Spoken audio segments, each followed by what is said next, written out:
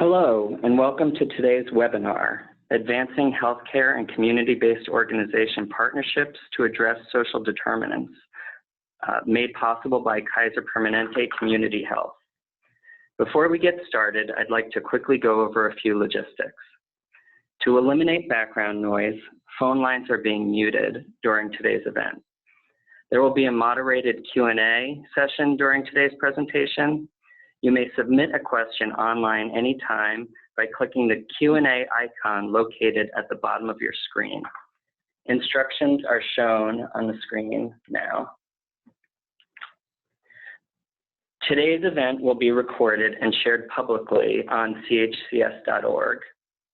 At the end of the webinar, we ask that you please complete a brief online evaluation that will pop up on your screen. Your feedback is very important to us. I will now turn the webinar over to Anna Spencer, Senior Program Officer at the Center for Healthcare Strategies. Hi, good afternoon, everyone. This is Anna. I want to thank you all for joining us on this Friday in August. We really appreciate it.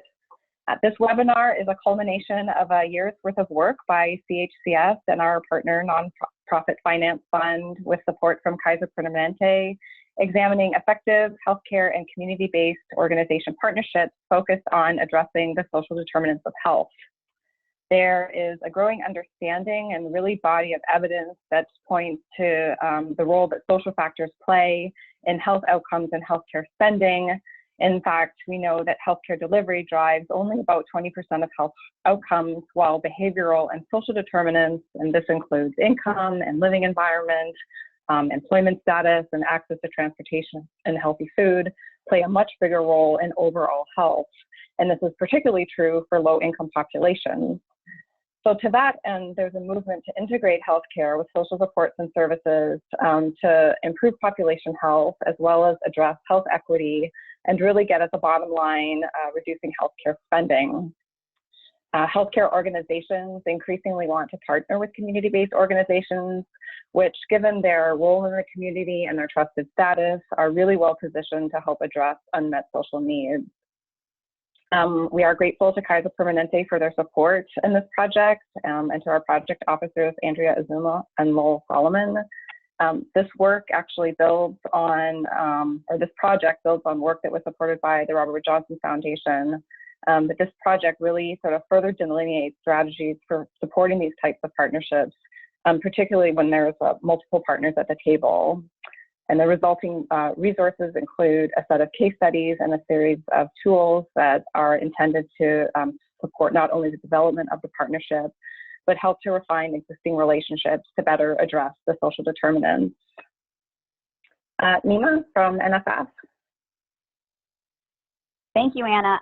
We're so grateful for our partnership with CHCS and the support of KP to help highlight these important stories from the field and ensure that stakeholders across both healthcare and community-based nonprofit organizations have the right stories and resources and tools to enable deeper integration.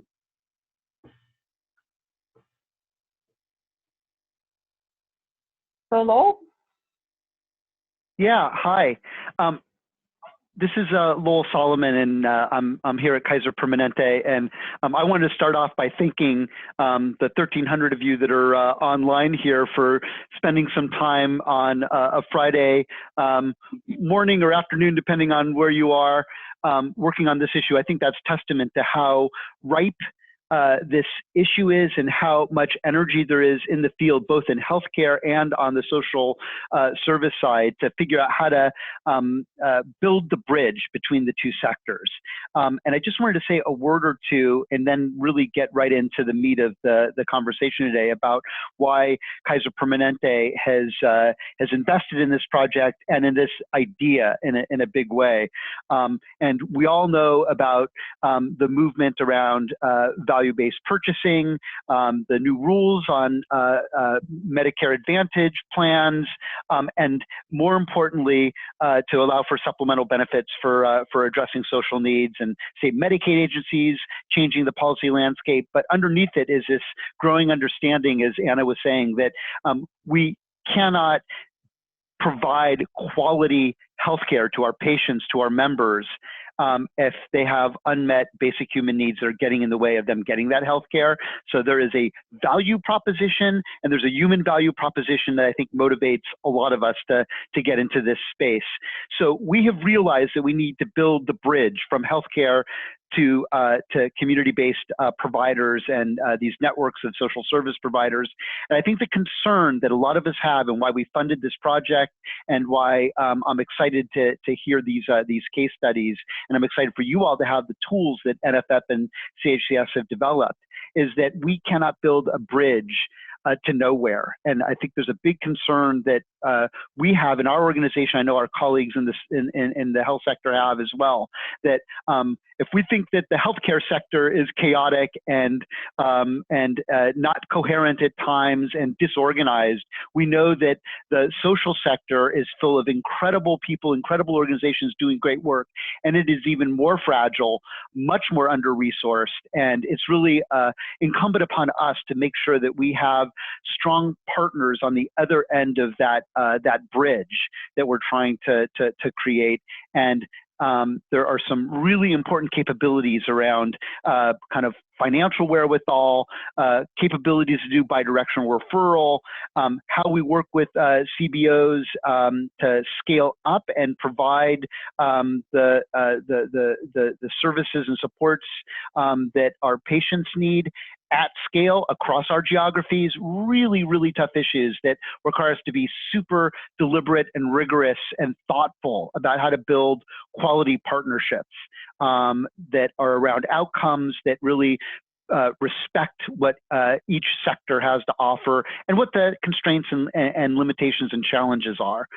I think the work that NFF and CHCS have done to prepare these case studies and build these tools reflect the sobriety of that challenge and the deep, detailed work that building strong, durable partnerships requires. It's more than a warm, fuzzy feeling. It's about nuts and bolts. As well as values. And I really want to thank our colleagues at the Nonprofit Finance Fund and the Center for Healthcare Strategies for taking on this work with that perspective, with that focus. So I wanted to end my remarks by saying thank you to NFF and CHCS for getting us here, and turn it back to Anna to get us into the conversation. Okay, thanks so much, Lowell.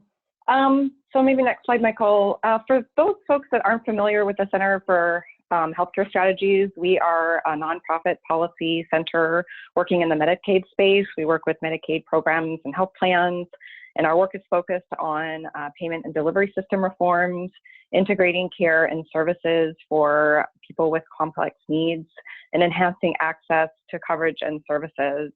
Our mission really is to support Medicaid to be as efficient and effective as possible, and to improving the health of low-income Americans. And I'm going to let Nima just share a couple of notes about Nonprofit Finance Fund. Just a little background on Nonprofit Finance Fund and why the CHCS NFF partnership is so rich and complementary. We primarily work with nonprofit mission-driven organizations, those essential community-based organizations that are often addressing the key social determinants that are so impactful in healthier outcomes. We do that by doing three main things. We provide loans and other financing to incredible nonprofits across the country. We also provide consulting and advisory services to community-based nonprofits and their funders to help them effectively connect the right types of financial resources to their mission goals that they're working towards. And lastly, we're all about developing and sharing big ideas and data and stories like this with the field that help advance the social sector's ability to tackle really difficult, really complex, often very entrenched social challenges. Our work in health bridges all three of these categories of lending and consulting and sharing learning, and we really believe strongly in the role that nonprofit community-based organizations play in partnering with healthcare in achieving better health outcomes and better health equity. This is Anna again. So just a little bit on the project overview. We've already discussed the really significant impact that social determinants have on health outcomes and spending. And Lowell alluded to this, but as the delivery sort of system transitions to be more value-based, and payers like Medicare and Medicaid and commercial payers transition to alternative payment models, the focus really is on more effective care delivery and improved quality. So there are incentives in place for providers to pay greater attention to non-medical supportive services. So in response to these changing incentives and the increased awareness about the significant impact of social needs, healthcare delivery systems are exploring ways to effectively address the root causes of poor health. And these partnerships are one strategies to address the social needs of patients and improve health outcomes for those being served. So the goal of this project really was to build the knowledge base around the financial, operational, and strategic considerations to make these partnerships successful, not only for the healthcare and community-based organizations that are engaged in the partnership, but also for the communities that are being served. So through the partnership, we developed these 3 in-depth case studies. You'll hear more about them in just a second, the partnerships, and then 3 tools and resources that are really valuable tools that will inform the development and then refinement of partnerships that are already in place. Just a word about the rest of the webinar. We've structured it so that you'll hear a high-level overview of the partnerships from our panelists. Then we'll share some key takeaways and lessons that we learned through the project and ask our panelists to reflect on some of these findings. We have a summary of the tools that Nima will share, and then towards the end, we will open it up for questions from you all. So again, if you have questions, please enter them into the chat box, and we'll do our best to get to those at the end of the webinar. So at this point, I would like to introduce our panelists. It's my great honor. They've been so helpful to us throughout this project. But Janet Hamilton is with Project Access Now. She's the Deputy Director. Project Access Now is a Portland-based CBO that, among other things, provides non-medical support to clients to ensure successful transitions out of hospital settings into just transitions out of hospital settings. We also have Marianne McClendon. She's a Food Assistance Program Manager from Hunger Free Colorado, which in collaboration with healthcare partners are screening patients for food insecurity and connecting food insecure individuals to food and nutrition resources, and also providing benefit application assistance. And finally, we have Cami Christensen. She is the Senior Vice President from 211 San Diego. And today she's going to be sharing with us about their Community Information Exchange, which is a web-based platform designed to assist health and social service partners connect vulnerable patients to needed community resources. And the platform really is also designed to enhance care coordination. So at this time, it is my pleasure to turn it over to Janet Hamilton. Thank you for having me. I'm excited to share information about our Community Assistance Program, or C3CAP as we call it. Next slide. The mission of Project Access Now is to improve the health of our community by creating access to care and services for those most in need. We do this by turning community health visions into community-wide solutions. C3CAP supports our mission by connecting clients to the resources they need to regain, maintain, and improve their health. Next slide. The program supports health systems in their efforts to address social determinants of health. We provide a compliant way for health systems to provide non-medical support and services for their patients and members. Hospital systems are focused on safe and secure discharge and avoided readmissions due to unmet social needs. Medicaid health plans have waiver funds to address social determinants of health that are now referred to as health-related services. Next slide. The program utilizes a secure web-based application called Clara that allows caregivers and care coordinators access to request services for their clients. They log in, provide basic demographic information, identify the services they need and the vendors they want to use. They print vouchers to provide to the vendors who submit invoices to Project Access Now. We enter cost data into the system, provide payment, and provide reports to the health system. In one sense, this is a closed-loop referral system. The types of services provided are wide and varied, so the majority of requests are related to transportation, housing, medication assistance, and food. For the Medicaid plans, the scope is more far-reaching to things like gym memberships, cell phones, weighted blankets for autistic children, clothing, furniture, etc. Next slide. Here are some numbers indicating some of the impacts. In 2017, there were over 16,000 requests for services, and we provided assistance to over 8,000 clients. One of our hospital partners asked caregivers to estimate avoided hospital days or readmissions.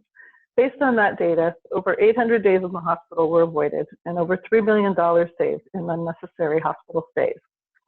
There's a lot more to it, but those are the basics. Thank you.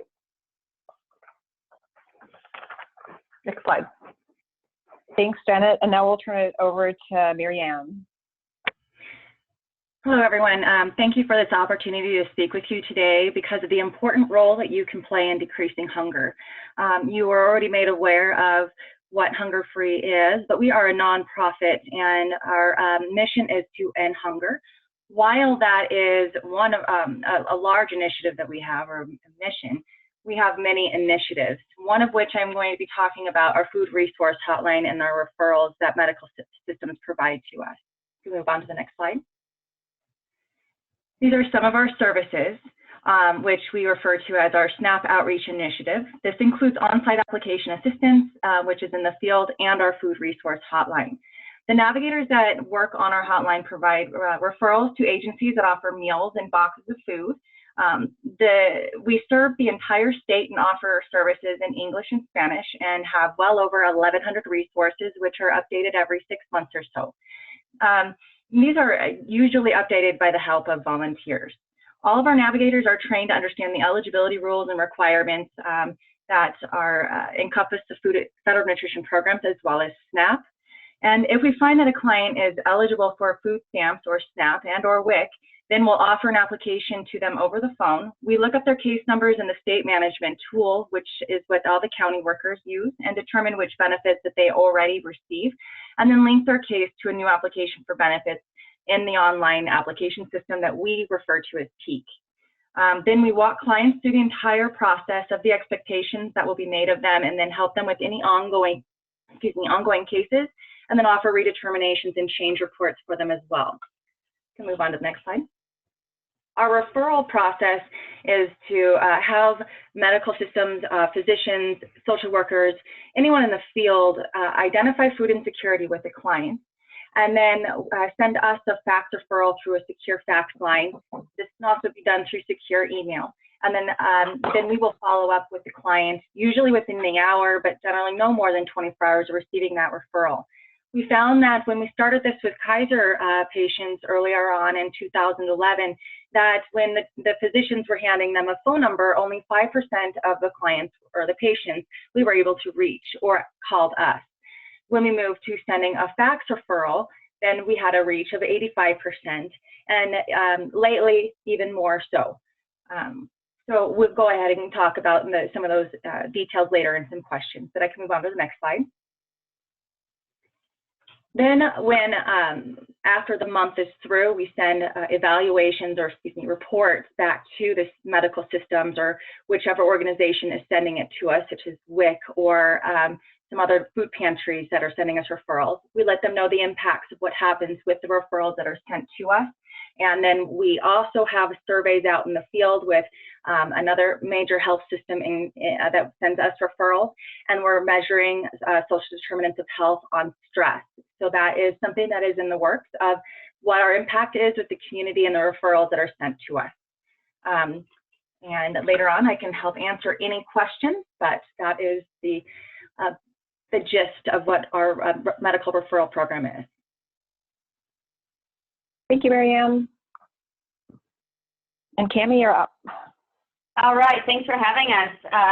Hello from San Diego. I'm going to talk to you about our Community Information Exchange. It is born from our services as 2-in-1 serving San Diego County and Imperial. Next slide, please. A lot of people think when they hear Community Information Exchange, they think about the technology platform, but the important piece of Community Information Exchange is that it's not just the technology platform. It's rather a collective movement of what we are trying to accomplish in our region in San Diego and Imperial counties. We were motivated by our, previous slide please, motivated by seeing the system and how it wasn't working. We received 1,500 calls a day from folks, and we saw firsthand every day how the system of getting people to resources was not working, and it was putting the onus on the clients in crisis.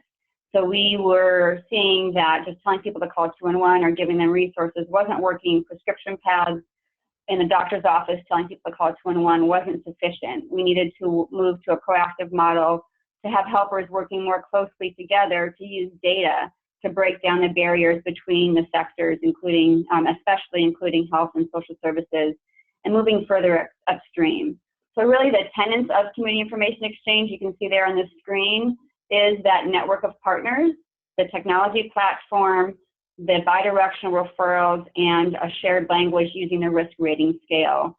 And so we leveraged our role in the community as the resource hub, worked with our partners, our network partners, to build up trust, create a network of diverse cross-sector partners who were willing to take the leap and redefine the definition of what a client is, that it extends beyond just the four walls, and to change their business process to welcome a new technology like community information exchange, change the way that they do business as far as accepting and confirming referrals, sharing client level data, and having that shared language about making sure we understand and agree on what the definitions of social determinants of health are and how do we then begin to measure them. And that's why we created a risk rating scale using the 14 different domains of the social determinants of health framework. Next slide, please. The next slide is about our impacts of community information exchange. We have outputs on the bottom, which talks about the utilization of community information exchange. The outputs are looking at clients within the system, sharing data. We have multiple different organizations contributing client level data into the community information exchange, clients consenting or authorizing the use of their data for ongoing care coordination across sectors, and then organizations accepting and confirming referrals. And all those utilizations of CIE feed upstream to the outcomes. That is really the work that's changing our field to move to a more proactive, person-centered work, which then will have the impacts on the top yellow there that are the community health impacts that we're striving to have. Next slide, please. Our data governance, right now we have 45 different partners, and again, these are our trust network partners that are all using the technology. The technology that's required needs to be scalable. They're sharing data. We had to build a technology system where we were able to start where our partners were at. So we are able to ingest in the technology through middleware. We can create open APIs directly to systems. We can take information however they're able to give it, whether it's a PDF or an Excel spreadsheet or a direct connection. And the technology itself allows the care team that you're looking at of the 45 different partners to communicate with each other, get alerts once information changes about that client, and really talk to first know who that care team is that's providing services, and then talk to each other. And then you'll see on the right-hand side, those are the breakdown of our 14 different domains. We have screening and assessments for each one of those domains that are then ranked on our six-point risk rating scale. And that just really creates this shared language about where the client is and their risk for each domain, and also allows us to show change over time with that longitudinal client record. And lastly, I'll close with the data governance. We have, as being a nonprofit, we are governed by a board of directors. We also have a advisory committee that has different work groups, and the advisory committee is made up of CEOs of local nonprofits, health organizations, health plans, and local universities. And that is it. Thank you so much, Cami. Thank you very much. So next slide, we'll just sort of move into some key reflections now, share findings from the case studies, which are both themes that we saw across the partnership models, and then our sort of key elements of sort of effective and successful relationships. So first, in our highlighted examples, we noticed that these healthcare community-based organization partnerships are really sort of one part of a bigger sort of community ecosystem that is invested in improving community and population health, and that these partnerships are really a sort of a key component of these bigger efforts to address social determinant needs within the community. As an example, there's a blueprint to end hunger in Colorado. which Hunger Free Colorado was sort of a key participant in developing their strategy. It's a multi-year strategy, and one of the sort of strategic aims is to connect as many sort of food insecure individuals to benefit programs like SNAP and WIC as possible, and Marianne alluded to that. But they're sort of one part of this bigger effort to address hunger within the state. Similarly, Project Access Now and their C3 CAP program is serving as a model for regional community health networks, which are taking a bigger picture look at population health improvement and working with multiple community partners to make needed connections for individuals to social services. So in developing these ecosystems or community partner or networks, partners are aligning with organizations that have shared missions or those who are already working in a particular space and leveraging the existing capacity and expertise to grow this work. In doing this, data sharing is really a critical function of these healthcare and community-based organization partnerships. These alliances are bringing new ways of sharing client and consumer information, either through shared data systems, such as the Clara system that Janet mentioned, or the creation of data use or business associate agreements. These agreements and feedback loops really help inform decision-making, not only at the patient level, and sort of ensure that patient goals are being met, but they're also sort of being used more broadly to sort of understand community need. So I would like to, at this point, ask our panelists the first set of questions, and we'll start with Janet and then Marianne and Cami. In what ways have you leveraged the existing capabilities of your healthcare and community partners to develop your partnership? Thank you. Well, Project Access Now has been working with all the health system partners in our community for 10 years. We have our original program is a donated healthcare program. And sort of through that work that we've done, taking what would otherwise be competing health systems, we've earned their trust and support and implemented programs that they can collaboratively fund and participate in. So that's been a real plus for us to be able to move a variety of programs forward by having everyone willing to participate together.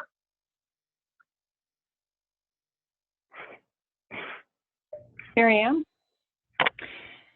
We have been working quite a bit with mostly our medical systems since 2011. When we started the hotline, Kaiser actually helped us fund us to get our food resource hotline moving along.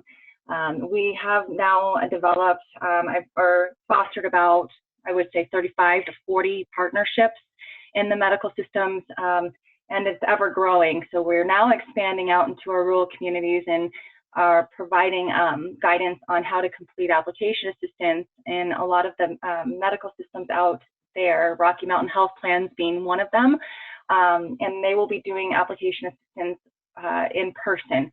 We're also working with 211 out here, and they will be also taking telephonic signatures over the phone as we do for the Denver metro area. We expect that those relationships continually to expand. This is Cami. We very much relied on our existing community capacity, both in the technologies that existed and our relationships. For the technology, we worked really closely with San Diego Health Connect, which is our health information exchange covering both San Diego and Imperial counties, and learned lessons about data sharing and what agreements and authorizations are required. It was a learning curve for us, and we greatly relied on that connection. We also worked very closely and leveraged our existing technologies that were in different sectors. So working with our county governments and looking at what systems they use and how we can connect to that system for efficiencies. Looking at our housing providers, they all use a coordinated system called HMIS, Homeless Management Information System. So we directly connected our HMIS system to CIE, so we could have a transfer of information that way, which was really useful information and continues to be for our healthcare providers. And also leveraged our existing 211 database so that we could create closed-loop electronic bidirectional referrals using our database. And then for the relationships, we really leveraged our role as a resource hub and gathered the coalition of the willing that were willing to take a risk when there wasn't a direction or a roadmap. And we figured it out together and did that collectively and across multiple sectors. And then again, to all of you, what do you each see as the business case for your partnership? What value does it provide to your specific organization, financially or otherwise? We can start with Janet and go through it again. Okay. Well, we've created an infrastructure that is streamlined and efficient for both the health systems and the community-based providers. Rather than a taxi company having to send invoices to 6 different individual hospitals in one region, they're able to send them directly to Project Access Now. We're also able to pay people in a more timely manner, and that's just something that can sometimes be pretty challenging for hospitals to do when they're paying for things that are not medical things, like you know, hotel stays or something. So that's been one real efficiency for the whole community, on both sides, I think. So I'll stop there. As for our organization at Hunger Free Colorado, we're a nonprofit, so everything is done through grants and donations. We've just created goals around what our funders would like to see, and then proposed what we can do, and we just work completely off of our funding through grants. For community information exchange, we've had to really hone in on the business case for all of our partners that join the network to get them engaged and fully utilizing the tool. And so, well, whether we're talking to a food service provider, a hospital system, or a medical plan, we really have to understand their business and what speaks to them, and whether that's increased efficiencies for managing referrals or a better, clearer picture of the outcomes for the client in real time. We're talking to a housing provider, and if they know that we've now enrolled that client or patient into mainstream benefits, that directly impacts their HUD funding and their outcomes, their client outcomes. They're sharing those outcomes. We partner with our local universities to do outcome studies, and we found that through the CIE is allowed for reduced hospital admissions, readmissions, and so that speaks to the business case as far as saving dollars and the ROI for inpatient admissions versus ED visits. And we've seen a correlation between client lookups in CIE and a reduction in EMS transports and an increase in housing stability. So we try to quantify that monetarily so that it speaks to the business case. Thanks, Cami. So we can move on to the next slide. So many of these partnerships are often new relationships, and there's an evolution to sort of processes and workflow. There's a need for sort of ongoing assessment as these partnerships go through their iterations, which requires some, flexibilities as processes are sort of developed and refined. One example that Marianne referred to during her overview is the sort of transition from the referral process, so that it was more active on the part of Hunger Free Colorado reaching out, and that really sort of had a positive impact on the number of sort of food insecure individuals who are being connected to food and nutrition resources and benefit application assistance. So in addition to kind of, program workflow evaluations, it's also really important to evaluate the effectiveness of the partnership. And for many, the evaluation of avoided emergency department or patient utilization of care is extremely important, but this is a challenge for many of these partnerships.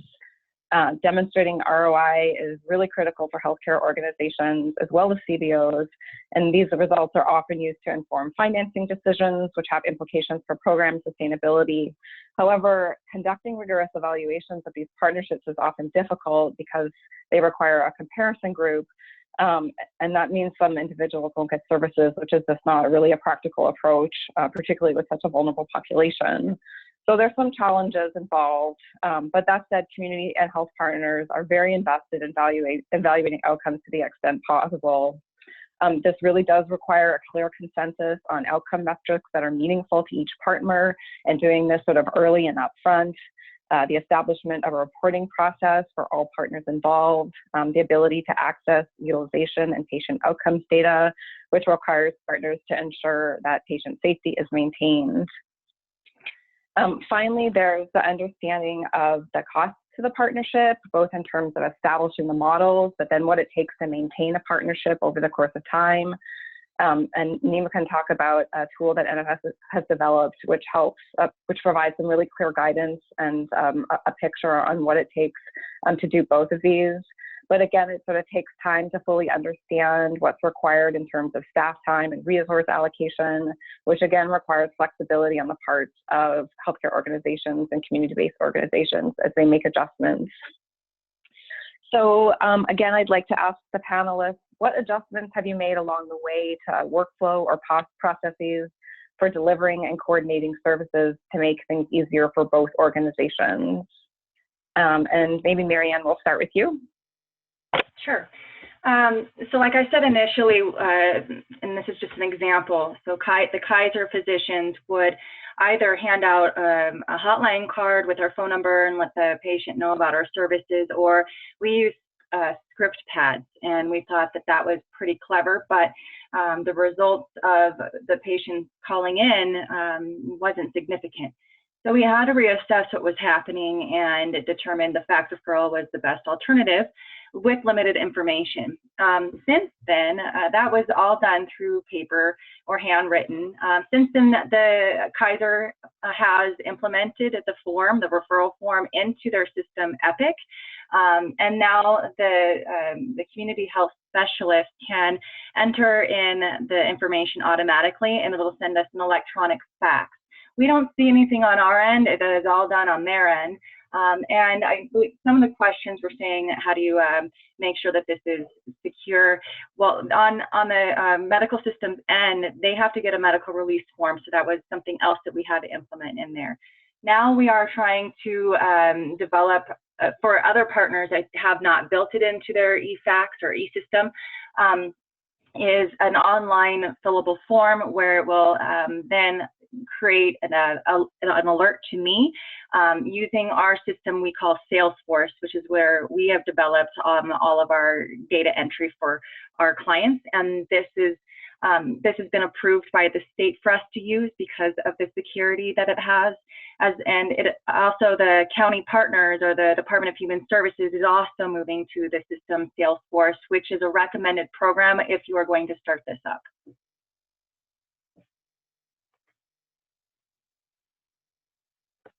Okay, thanks. I want to make sure we have enough time for questions at the end, so I'm just going to go on to our next slide, Michael.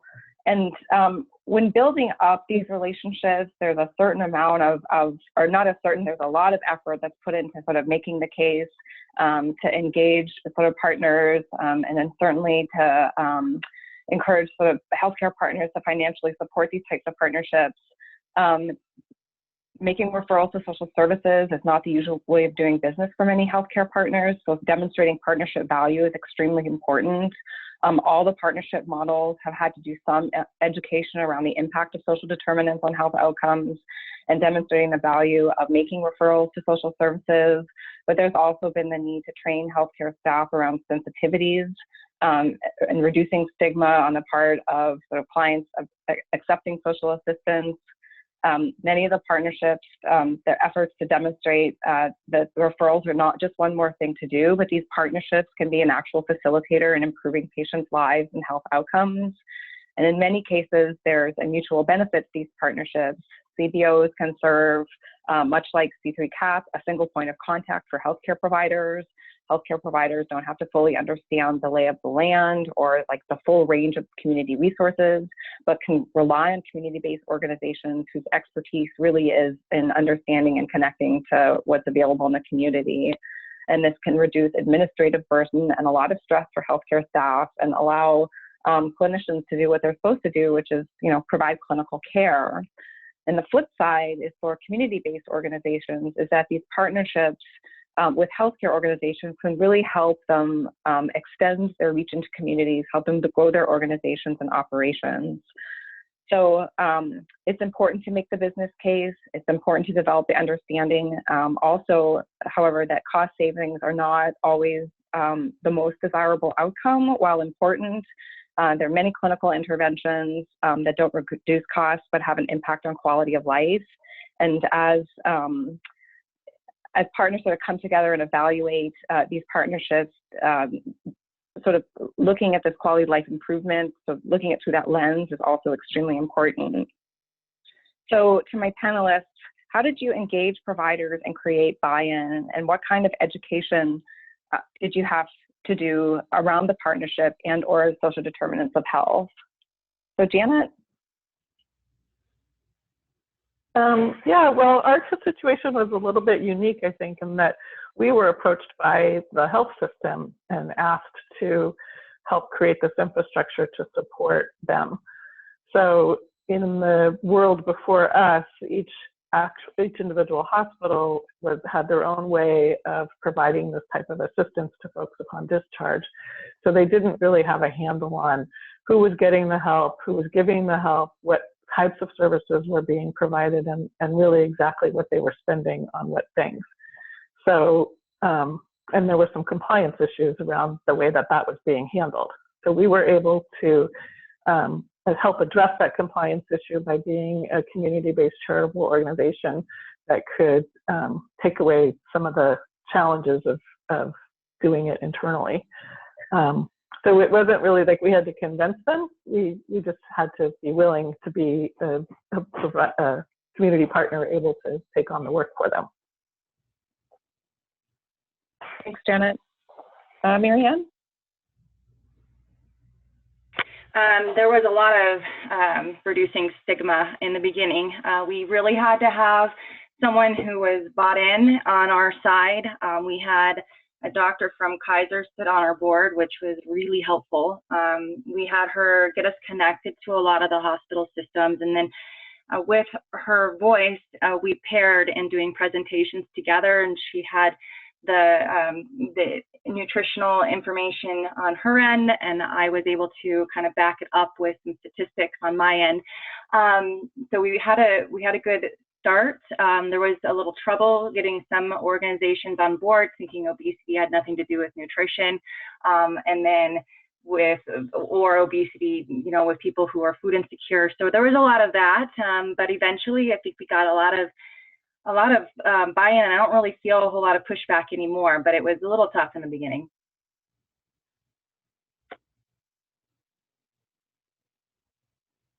Cami?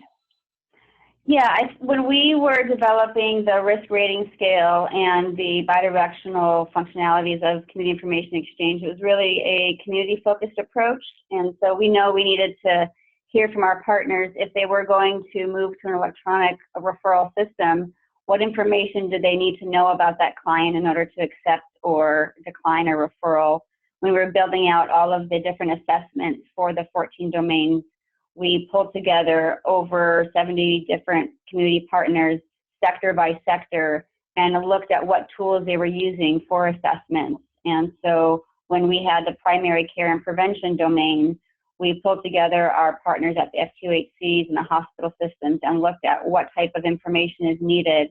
And so we wanted to make sure that as we were creating this shared language and shared measures, there was community buy-in at the very, very beginning, rather than doing it in isolation or doing it in a empirically supported tool that didn't work well across the different sectors. So it was a very collaborative, very long, very detailed approach, and we broke it up by sector, and we continue to refine it as we go and learn once the tools has been rolled out for the last 9 months.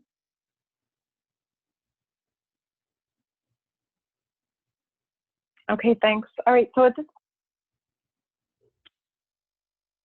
this point, I'm going to turn it over to Nima. Thank you, Cami, who will share, run through the tools and resources that were developed under this project.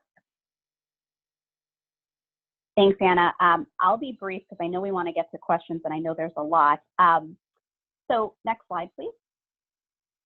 NSF and CHCS developed 3 sets of resources and tools to help emerging and existing partnerships address common barriers to partnering and contracting together. The audience of these resources and tools are multifold, but typically are based on the community-based organization and the healthcare organization itself. So next slide, I'll go into a little bit more detail on the tools.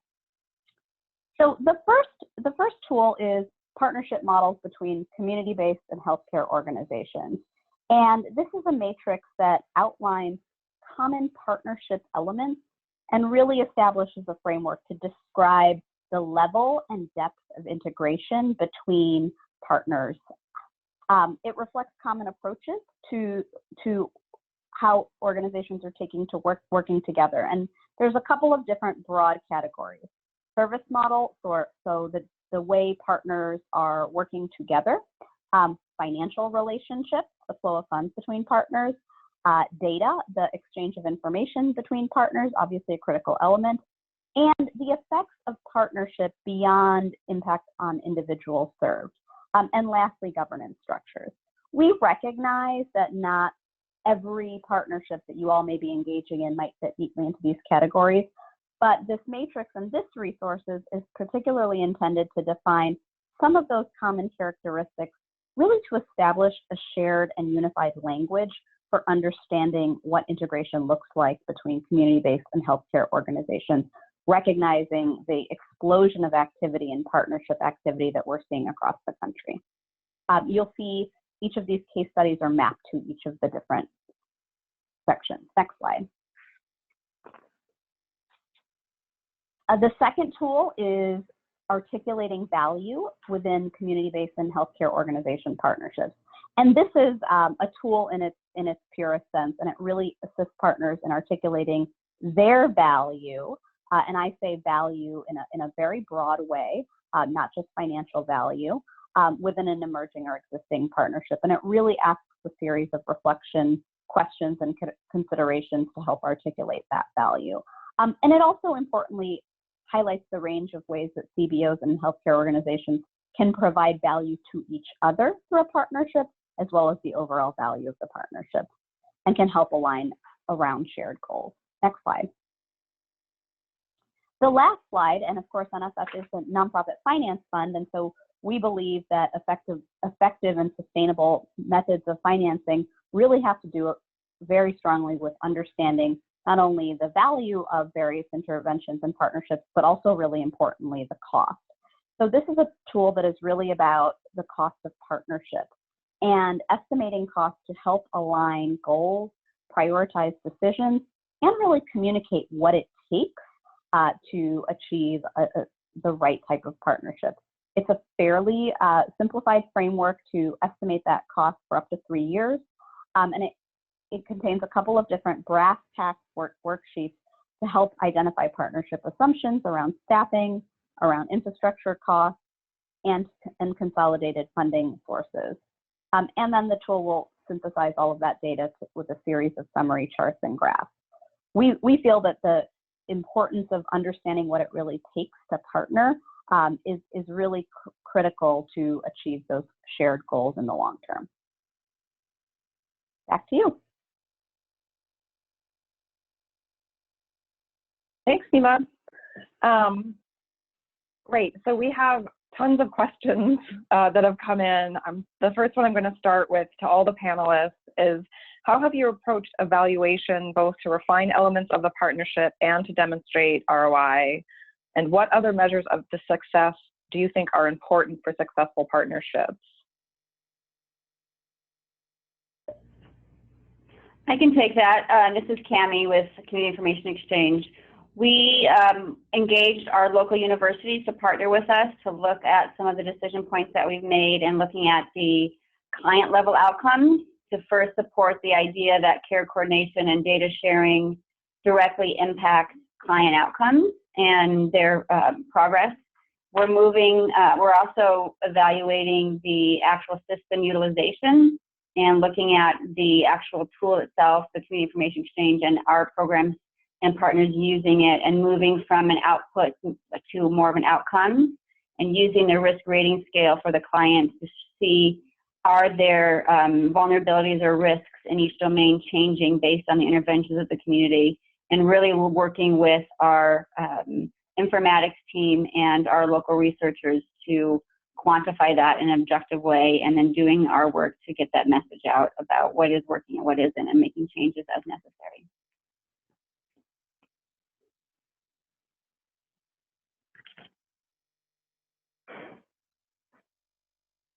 Marianne or Janet? This is Janet. Our program wasn't really designed initially to have a component of evaluation or demonstrating ROI. So it's not really a part of the work at this time, but it's part of a broader vision to develop a much bigger evaluation plan for what you refer to the regional community health network, which is kind of like what 211's doing that we aspire to. We're working on something, but or have not quite gotten there. I was literally handed the results of the survey that our master's student put through to one of our referral agencies in the middle of this presentation. So I was looking at that back and forth, but we're starting there, and we need to be able to prove our impact in the community. And once we start here, we can do it on a larger scale with other major systems. From there, we plan to try to have Medicaid reimburse us for part of the referrals, but we've not quite gotten to that point.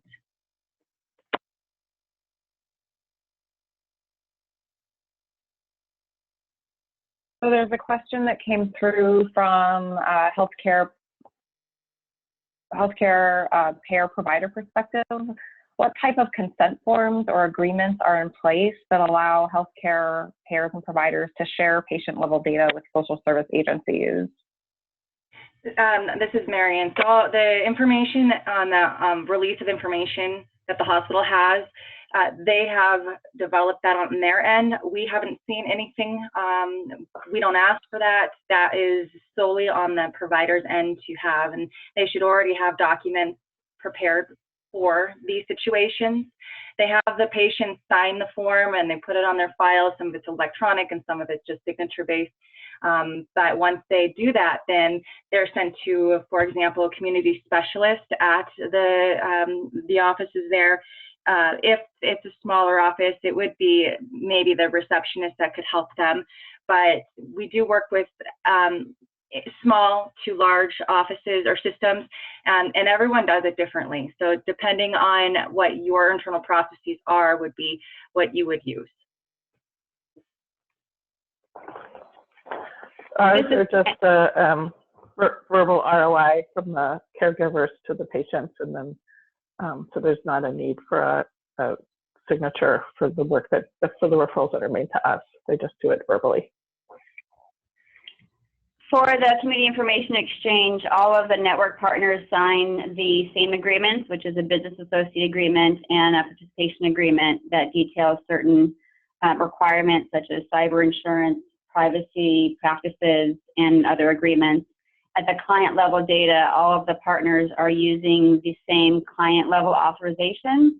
We do that so every single client that has consented or authorized to release their information has the same agreement that can be hard copy. We also do telephonic authorizations as well as text, SMS, and other opt-in models. So clearly effective communication is a key element to the success of partnerships.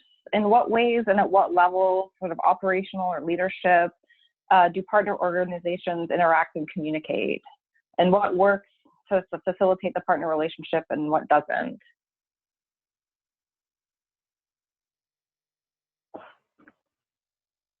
This is Janet. We have a variety of different check-in meetings at different levels. The frontline staff and the manager check in with the frontline coordinator in the health systems on a monthly basis, and then probably quarterly we meet at a higher level and review the finances and utilization.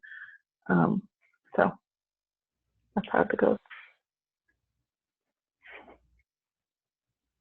This is Cami with CIE. I think it's important to get the buy-in at all levels, from the head of the organization, CEO, all the way down to the frontline staff who's actually going to be doing the different business operations, whether it's handling the referrals or getting the client's authorization. And so understanding what the vision is and why is important. When we bring on a new partner, we do an intensive training where we embed our staff into their program so that we understand what their business processes are and then how to make some efficiencies and how to to fold in the Community Information Exchange into their existing processes. We meet monthly with our network partners and meet quarterly with our CIE advisory group, which is that larger, more higher level external objective partners. So communication is really important. We have also included within the community information tool itself, the communication tool, so that when you log into a client record, you can see who else is working with that client, and there's communication alerts. So if status changes, the care team gets an alert, and you can see by name who else is providing services to that client, which is transformational. Thank you. This is Nima Crodell with Nonprofit Finance Fund, and we're coming to the end of our webinar, and on behalf of Center for Healthcare Strategies, Nonprofit Finance Fund, and thanks to the support of Lowell and Andrea at Kaiser Permanente Community Health, we'd really like to thank all of the webinar participants, Janet, Marianne, and Cami, for lending your expertise, your know-how, your difficulties and challenges and continued successes in today's and bringing your stories to the audience today. We hope that you will continue to learn with all of us and share with all of us your continued successes. We know this is really very, very hard work, and that's why we want to share these stories in real time along with some of those resources and tools. You can find all of the case studies and tools and resources at both the Nonprofit Finance Fund's website, nff.org, as well as CHCS's website at chcs.org. And we want to thank you.